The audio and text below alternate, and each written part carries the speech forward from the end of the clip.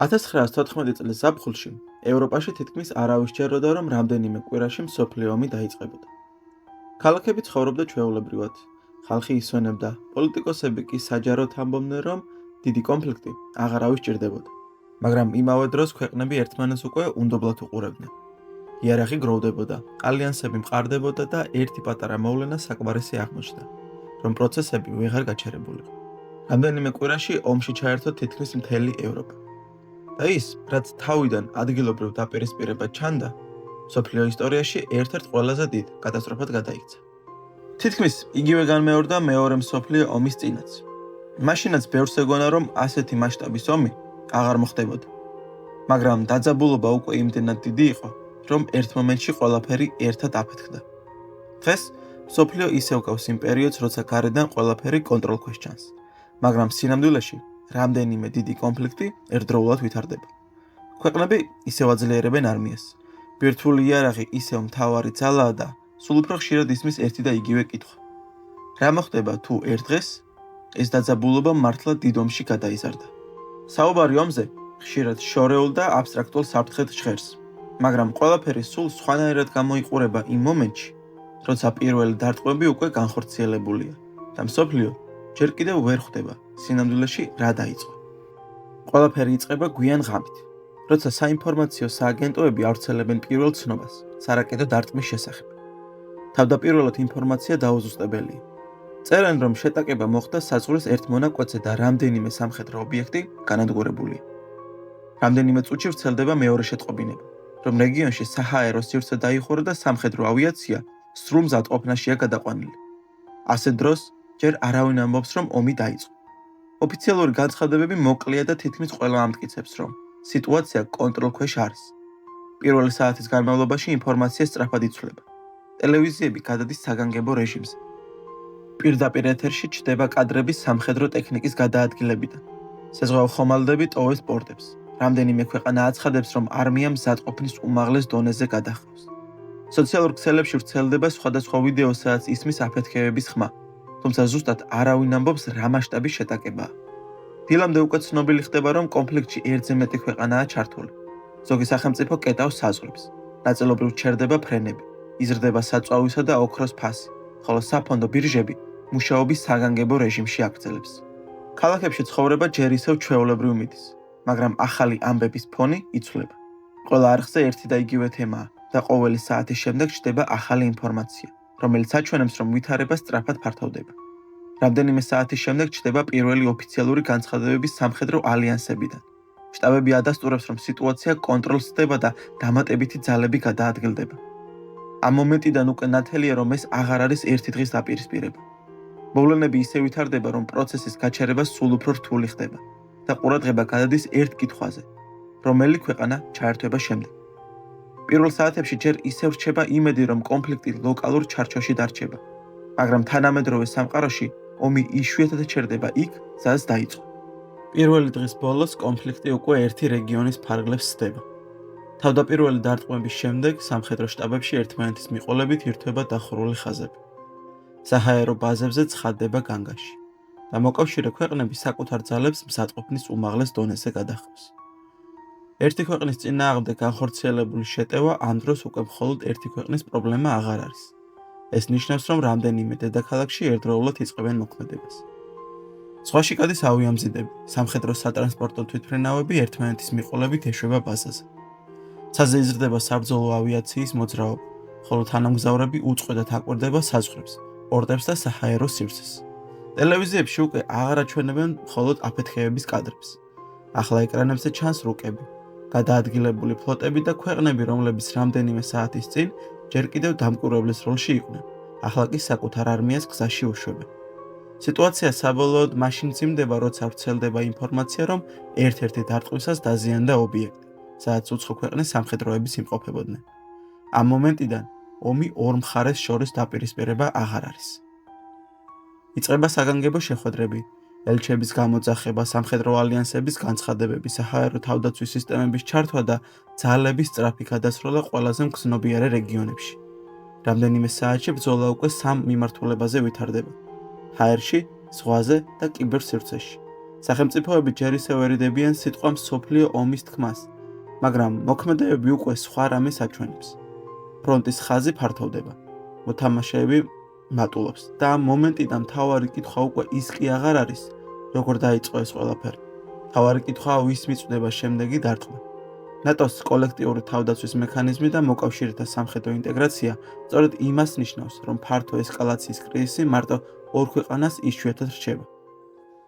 როცა კომპლექტში დიდი სახელმწიფოები ერთვებიან, ომი უკვე აღარ ვითარდება მხოლოდ მიწაზე. ის ერთდროულად რამდენიმე სივრცეში იშლება და სწორედ აქ იცვლის თანამედროვე ომი ნამდვილ სახეს. რამდენიმე საათის შემდეგ ომი უკვე ერთ ფრონტზე აღარ მიმდინარეობს. ცაში ჩდება საბრძოლო ავიაცია. ერთმანეთის მიყოლებით ეშვება რაკეტები. ჰაერში ადის სადაზვერო და საბრძოლო დრონები, ხოლო საჰაერო თავდაცვის სისტემების თითქმის შეუჩერებლად მუშაობს. ქალაქების თავზე ისმის განგაშის სირენები. აეროპორტებში ჩერდება რეისები და ცა, რომელიც რამდენიმე საათის წინ სამოქალაქო ავიაციის მარშრუტებით იყო სავსე, ახლა სამხედრო ოპერაციების ზონად იქცევა. ზღვაში ამ დროს სხვა მოძრაობები იწყება. ფლოტები ტოვებს პორტებს, სამხედრო ხომალდები იკავებს სტრატეგიულ სრუტეებს, წყალქვეშა ნავები ქრება მონიტორებიდან და მსოფლიოს ყველაზე მნიშვნელოვანი სავაჭრო გზები ერთდროულად საფრთხის ქვეშ ექცევა. ტვირთები ფერხდება, ენერგორესურსების გადაზიდვა ნელდება და ომის პირველი დარტყმა უკვე არა მხოლოდ სამხედრო ობიექტებზე, არამედ მსოფლიო ეკონომიკასაც იგრძნობა. მაგრამ ყველაზე საშიში და უხილავი ფრონტი იქ იხსნება, სადაც რაკეტების აფეთქეების და სროლის ხმა არ ისმის. კიბერშეტევები ურტყავს ბანკებს, ენერგოსისტემებს, სატელეკომუნიკაციო ქსელებსა და სახელმწიფო სერვერებს. ზოგ ქალაქში ფერხდება გადახდები, ქრება კავშირი, ითიშება ოფიციალური საიტები და ეკრანებზე ჩნდება ის უცნაური სიჩუმე, რომელიც ნებისმიერ აფეთქებაზე მეტად აშინებს. ადამიანები პირველად სწორედ ამ დროს ხვდებიან, რომ ომი მხოლოდ შორეულ ფრონტზე არ მიმდინარეობს. ის უკვე შედის ტელეფონებში, საბანკო ანგარიშებში, ინტერნეტში და ყოველდღიურ ცხოვრებაში. ამ ეტაპზე ომი ფორმას იცვლის. ის აღარ არის მხოლოდ დაბომბილი შენობები და ფრონტის ხაზი. ის არის ცა, სადაც აღარაფერი დაფრინავს, ზღვა, სადაც ტვირთი ვეღარ გადადის და ქალაქი, სადაც ერთი ჩვეულებრივი დილა უცებ იწყებს გაჩერებას. სწორედ აქ ხდება ნათელი, რომ ეს ომი სადღაც შორს აღარ მიმდინარეობს. ის უკვე ყველა ცხოვრებაში შემოდის. თანამედროვე კონფლიქტებში მიწოდების ჯაჭვები, ენერგეტიკა და ციფრული ინფრასტრუქტურა ისეთივე დაუცველია, როგორც ფიზიკური ობიექტები. სანამ ბრძოლა ცაში, ზღვაში და კიბერსივრცეში მიმდინარეობს, ერთი დროის შემდეგ მისი შედეგები აუცილებლად აღწევს იქ, სადაც ადამიანები ჯერ კიდევ ცდილობენ ჩვეულებრივი ცხოვრების შეინარჩუნა.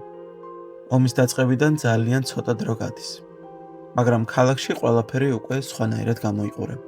გარედან ჯერ კიდევ დგას შენობები, ქუჩებში ისევ მოძრაობს მანქანები, შუქნიშნები ისევ ინთება, მაგრამ გარემო უცნაურად იცვლება. ადამიანები გრძნობენ, რომ ჩვეულებრივი ცხოვრება ხელიდან ეცლებათ. და ეს შეგრძნება ყველაზე ადრე ჩნდება სწორედ იქ, სადაც ყველაფერი ყველაზე ნაცნობი იყო. პირველად პანიკა მაღაზიებში ჩნდება. თაროებიდან რამდენიმე საათში ქრება წყალი, პური, ბავშვების საკვები, მედიკამენტები და საწვავი. ბანკომატებთან გრძელდება რიგები, ტელეფონებზე მოდის ერთმანეთის მიყოლებით გზავნილები. და ქალაქში უცებ ვრცელდება ის დაძაბულობა, რომელიც ჯერ სიტყვებით არავის უთქვამს, მაგრამ ყველამ უკვე იგრძნო. ადამიანები ყიდულობენ ყველაფერს, რასაც ხელი მიუწვდებათ, რადგან არავინ იცის იმუშავებს თუ არა სისტემა ხვალ. შემდეგ ყველაფერი კიდევ უფრო ახლოს მოდის. საღამოს ქალაქის ზოგ უბანში შუქი ქრება. ინტერნეტი ფერხდება, კავშირი წყდება. ისმის სირენები, ჩქარდება სასწრაფოების და სამხედრო მანქანების მოძრაობა. ქუჩებში ჩნდება პატრულები და ღამე, რომელიც აქამდე ჩვეულებრივი იყო, უცებ მძიმე, ცარიელ და დაძაბულ სივრცედ იქცევა. აეროპორტები ჩუმდება, სადგურები ივსება. საავადმყოფოები საგანგებო რეჟიმზე გადადის. ადამიანები პირველად ხვდებიან, რომ ეს აღარ არის შორეული ომი, რომელსაც ეკრანიდან უყურებ. ეს უკვე იმ ქალაქში ხდება, სადაც ისინი ცხოვრობენ. ყველაზე მძიმე სწორედ ის არის, რომ ყველაფერი წამებში კარგავს ძველ მნიშვნელობას. ჩვეულებრივი ქუჩა უცებ საფრთხის ადგილად იქცევა. მაღაზია, სადაც გუშინ მშვიდად შედიოდი, დღეს ცარიელია. ბანკის აპლიკაცია აღარ იხსნება. ტელეფონზე ვიღაცას ვეღარ უკავშირდები. ბავშვები სახლში რჩებიან, მშობლები კარებს ამოწმებენ. ფანჯრებიდან გარეთ იყურებიან და პირველად ფიქრობენ იმაზე, რაზეც მანამდე მხოლოდ ფილმებში უყურებდნენ. რა ხდება მაშინ, როცა ცხოვრება ერთ დღეში ინგრევა? სწორედ აქ იცვლება ყველაფერი. ომი უკვე აღარ არის მხოლოდ პოლიტიკა, რუკები და სამხედრო განცხადებები. ის ხდება შიში, რომელიც კარს მიღმა დგას. სიჩუმე, რომელიც ქალაქს ედება და განცდა, რომ ხვალდირით შეიძლება აღარაფერი იყოს ისე, როგორც დღეს. ქალაქამდე მოსული ომი მხოლოდ შიშს არ ტოვებს. რამდენიმე დღის შემდეგ ის უფრო მძიმე რამეს იწყებს. სისტემის ნელ, მაგრამ აშკარად აშლას. რამდენიმე დღის შემდეგ ომი უკვე მხოლოდ ფრონტზე აღარ იგრძნობა. ირღვევა ის უხილავი სისტემა, რომელსაც მშვიდობიან დროს თითქმის ვერავინ ამჩნევს. მაგრამ რომლის გარეშეც ქალაქი დიდხანს ვერ ძლებს. მაღაზიებში ახალი პროდუქტი აღარ შედის. საწყობები სწრაფად იცლება, საწვავი მკაცრად იზღუდება და ფული, რომელიც გუშინ ძალას ნიშნავდა, უცებ ვეღარაფერს წყვეტს, როცა საყიდლად აღარაფერი. ბანკები მუშაობას ზღუდავს. გადახდის სისტემები ფერხდება. ზოგიერთი აპარატი ისევ ჩართულია, მაგრამ ანგარიში არსებული თანხვა უკვე ნაკლებად ამშვიდებს ადამიანს. ქალაქში ჩნდება მძიმე განცდა, რომ ყველაფერი, რაც აქამდე მყარად ჩანდა, სინამდვილეში ძალიან თხელი ფენა ყოფილა. საკმარისი აღმოჩნდა რამდენიმე დღე, რომ ეს ფენა გაბზარულიყო. ყველაზე საშიში სწორედ ამ დროს იწყება. ადამიანები ნელ-ნელა ხვდებიან, რომ პრობლემა უკვე მხოლოდ აფეთქებები და სირენები აღარ არის. პრობლემა არის წყალი, წამლები, საკვები, გათბობა, კავშირი. რაც უფრო დიდხანს გრძელდება ომი, მით უფრო მარტივი ხდება ერთი სიმართლე. როცა სისტემა იშლება, ადამიანი პირველად არა მომავალზე, არამედ მხოლოდ შემდეგ დღემდე მიღწევაზე ფიქრობს. ქალაქი ამ დროს გარედან ისევ დგას, მაგრამ შიგნით უკვე სულ სხვა კანონები იწერება. ქუჩებში იზრდება დაძაბულობა, საწყობებთან ჩნდება დაცვა. ზოგუბანში ხალხი საკუთარი ძალებით ცდილობს წესრიგის შენარჩუნებას. სხვაგან კი წესრიგი უკვე აღარ არსებობს. სწორედ აქ იწყებს ომი ყველაზე ბინძური სახის ჩვენებას. არა მხოლოდ იმით, რასაც ანადგურებს, არამედ იმითაც, რასაც ადამიანებში აღვიძებს. როცა ისინი ხვდებიან, რომ გადარჩენისთვის ბრძოლა, მალე შეიძლება ერთადერთი კანონი გახდეს. როცა იშლება წესრიგი, ჩერდება ეკონომიკა და კონფლიქტი სულ უფრო ფართოვდება, ომი ნელ-ნელა უახლოვდება იმ ზღვარს, რომლის შედეგადაც ყველაფერი ბევრად საშიში ხდება. ომის ასეთ ეტაპზე ყველაზე მძიმე უკვე ის აღარ არის, რაც ხდება, არამედ ის, რაც შეიძლება შემდეგ მოხდეს. რამდენიმე დღის განმავლობაში ჩვეულებრივი იარაღით წარმოებული ბრძოლა ნელ-ნელა უახლოვდება იმ წერტილს, სადაც სიტყვები იცვლება, ტონი მძიმდება და სახელმწიფოები ერთმანეთთან უკვე ღიად აღარ ლაპარაკობენ. განცხადებები მოკლდება, გაფრთხილებები უხეშდება. ტელევიზიებში სულ უფრო ხშირად ისმის ერთი და იგივე სიტყვები: სტრატეგიული ძალები, განსაკუთრებული მზადყოფნა, საპასუხო დარტყმა. ამ დროს მსოფლიო თითქოს სუნთქვას აჩერებს. სამხედრო ბაზებზე იზრდება მოძრაობა. დახურულ ბუნკერებში იკრიბებიან ლიდერები. ცაში ადის ის ავიაცია, რომლის გამოჩენაც ყოველთვის ცუდს ნიშნავს. წყალქვეშა ნავები ადგილს იცვლის. რადარები უწყვეტ რეჟიმში მუშაობს. ყველა ქვეყანა აკვირდება არა მხოლოდ მტრის მოქმედებას, არამედ მის ტონს, მის დუმილს, მის შემდეგ ნაბიჯს. იმიტომ, რომ ამ ეტაპზე ერთი შეცდომა უკვე აღარ ნიშნავს მხოლოდ კიდევ ერთ შეტაკებას. ეს შეიძლება ნიშნავდეს ზღვარს, რომლის გადაბიჯების შემდეგ ყველაფერი სხვანაირი გახდება. ყველაზე საშიში ამ მუქარაში სწორედ მისი უხილავი ბუნებაა. ჯერ არაფერი აფეთქებულა, მაგრამ შიში უკვე ყველგან აღწევს. ქალაქებში ადამიანები სიტყვა ბირთვულს ჩუმად ამბობენ. თითქოს მისი ხმამაღლა თქმა თვითონაც საფრთხეა. ზოგს ჯერ კიდევ სჯერა, რომ ეს მხოლოდ ზეწოლის იარაღია. სხვები კი უკვე ხვდებიან, რომ როცა ომი ასეთ წერტილამდე მიდის, თვითონ შიშიც იარაღად იქცევა. სწორედ აქ ხდება ნათელი, რამდენად საშიშ ეტაპზეა ყველაფერი მისული. რადგან ამ ზღვართან უკვე აღარ წყდება მხოლოდ ის, ვინ მოიგებს ომს. წყდება ის, რამდენი რამ გადარჩება მის შემდეგ.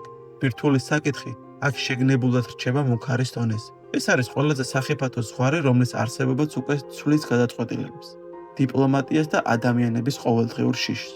და თუ ასეთი ზღვარი მართლაც გადაილახა, თავარი კითხვა უკვე ის აღარ არის, ვინ გაიმარჯვებს. თავარი კითხვა ხდება, რა დარჩება მას შემდეგ. ასეთი ომები მაშინ არ მთავრდება, როცა ბოლო გასროლა წყდება. ყველაზე მძიმე ნაწილი ხშირად სწორედ ამის შემდეგ იწყება. ქალაქები ისევ დგას, მაგრამ უკვე სხვანაირად, დამწვარი შენობებით, ჩამნელებული ქუჩებით, ჩამონგრეული ხიდებით და იმ სიჩუმით, რომელიც ყოველთვის დიდ ნგრევას მოსდევს. იქ, სადაც ადრე ჩვეულებრივი ცხოვრება იყო, ახლა რჩება მხოლოდ დაზიანებული კედლები, ცარიელი ფანჯრები და სივრცეები, რომლებსაც საკუთარ თავზე ომის კვალი წლები არ სცილდება, მაგრამ ნანგრევებზე მძიმე მაინც ის არის, რაც ადამიანებში რჩება.